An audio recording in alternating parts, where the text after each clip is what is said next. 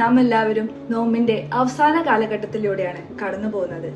ഈ അവസരത്തിൽ യേശുവിന്റെ മനുഷ്യാവതാര കാലഘട്ടത്തിൽ യേശു കാണിച്ചു തന്ന അടയാളങ്ങളെയും രോഗസൗഖ്യങ്ങളെയും നമുക്ക് ഓർക്കാം.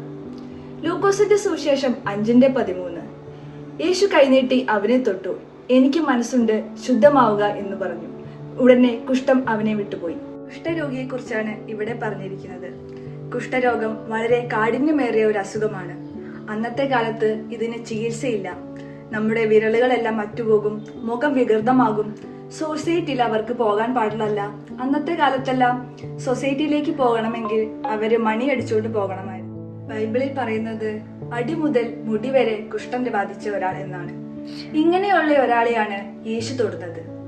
നമ്മൾ പലപ്പോഴും മറ്റുള്ളവരുടെ കുഷ്ഠങ്ങൾ കണ്ടുപിടിക്കാൻ ഏറെ സമയം കണ്ടെത്തുന്നവരാണ്. എന്നാൽ നമ്മുടെ മനസ്സ് എങ്ങനെയുള്ളതാണെന്ന് നമ്മൾ ഒരു നിമിഷം ചിന്തിക്കണം.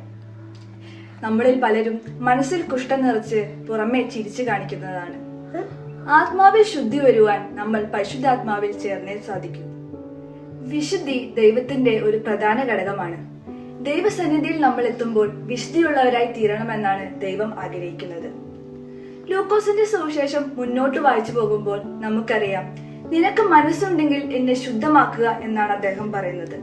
നമ്മുടെ ഓരോ പ്രവൃത്തിയും ദൈവം അറിയുന്നു എന്ന ബോധ്യം നമുക്കുണ്ടാവണം.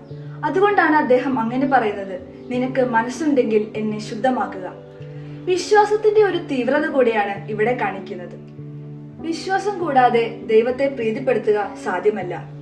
നീ വിശ്വസിച്ചാൽ ദൈവത്തിന്റെ മഹത്വം കാണും എന്നാണ് യേശു പറയുന്നത്. എങ്ങനെയാണ് നമ്മൾ ദൈവത്തിൽ വിശ്വസിക്കേണ്ടത്? നമ്മൾ വചനം കേൾക്കുന്നവരായിരിക്കണം, നോമ്പ് അനുഷ്ഠിക്കുന്നവരായിരിക്കണം. നമ്മളിൽ പലരും മറ്റു പല കാര്യങ്ങളിലും സന്തോഷം കണ്ടെത്താൻ ശ്രമിക്കുന്നവരാണ്. എന്നാൽ അതിനുപരിയായിട്ട് സത്യദൈവമായ ദൈവം നമ്മോട് കൂടെയുണ്ട്, അവൻ രോഗസൗഖ്യം തരും എന്നുള്ള ബോധ്യം നമുക്കുണ്ടാവണം. പത്രോസിന്റെ സുവിശേഷം 2:24. നാം പാപം സംബന്ധിച്ച് മരിച്ച് നീതിക്ക് ജീവിക്കേണ്ടതിന് അവൻ തന്റെ ശരീരത്തിൽ നമ്മുടെ പാപങ്ങളെ ചുമന്നുകൊണ്ട് ക്രൂശിന്മേൽ കയറി. അതെ, നമുക്ക് വേണ്ടിയാണ് കർത്താവ് ക്രൂശിലേറിയത്. നമുക്കെല്ലാവർക്കും സത്യവും നീതിയും ദയയുമില്ലാത്ത സ്വാർത്ഥ മനുഷ്യരായി ജീവിക്കുന്നതിന് പകരം നല്ല മനസ്സുള്ളവരായി ജീവിക്കാം. കർത്താവെ, നീ എഴുന്നള്ളി വരുമ്പോൾ പാപിയായ എന്നെയും ഓർക്കണമേ എന്ന് നമുക്ക് പ്രാർത്ഥിക്കാം.